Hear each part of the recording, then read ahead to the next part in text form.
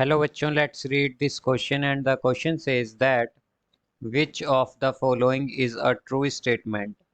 Now let's see the options. Option A, the sum of two irrational numbers is an irrational number.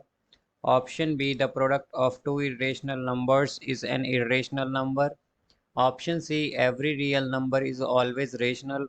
And option D, every real number is either rational or irrational. तो आइए बच्चों, अब इस question को यहाँ पर हम solve कर लेते हैं। इस क्वेश्चन में हमसे कहा गया है कि हमें बताना है कि यहाँ पे कौन सी स्टेटमेंट हमारी ट्रू है। तो यहाँ पर अगर बच्चों हम ऑप्शन ए चेक करें तो ऑप्शन ए में हमसे कहा गया है कि जो सम है दो इरेशनल नंबर्स का वो इरेशनल होता है।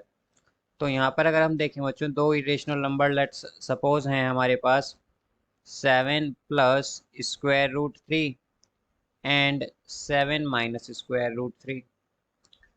अब अगर हम इनका सम करें तो यहाँ पर अगर बच्चों हम इनका सम करते हैं तो ये क्या हो जाएगा हमारे पास 7 plus square root 3 plus 7 minus square root 3।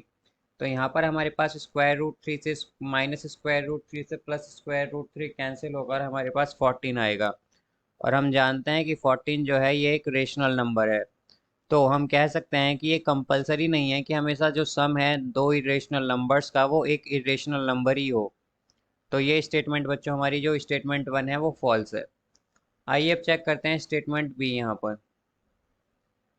Statement B में हमसे कहा गया है कि जो प्रोडक्ट होता है दो इरेशनल नंबर्स का वो इरेशनल होता है।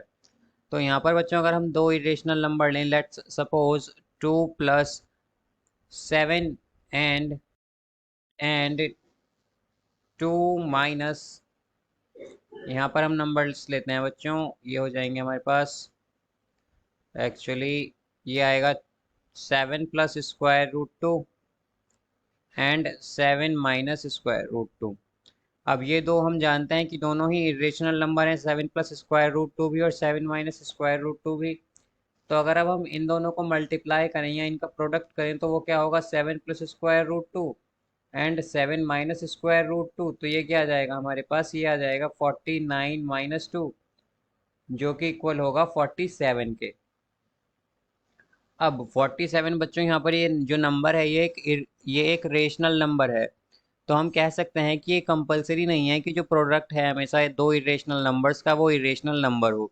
तो ये जो बच्चों स्टेटमेंट है हमारी बी भी, ये भी फॉल्स स्टेटमेंट है। आइए अब चेक करते हैं ऑप्शन सी। तो ऑप्शन सी में हमसे कहा गया है कि every real number is always rational. तो बच्चों रियल नंबर जो होते हैं हमारे पास, रियल नंबर, इन्हें हम फर्दर कैटेगराइज करते हैं रेशनल और इरेशनल नंबर्स में, रेशनल और इरेशनल में। तो बच्चों अगर इन्हें हम रेशनल और इरेशनल में कैटेगराइज करते हैं रियल नंबर्स को, तो हम कह सकते हैं कि केवल जो रेशनल नंबर्स होंगे हमारे पास वो रियल नंबर होते हैं। ये फॉल्स है, बिकॉज जो हमारे रियल नंबर होते हैं वो उनमें इरेशनल नंबर्स भी आते हैं। तो ये स्टेटमेंट भी हमारी फॉल्स है।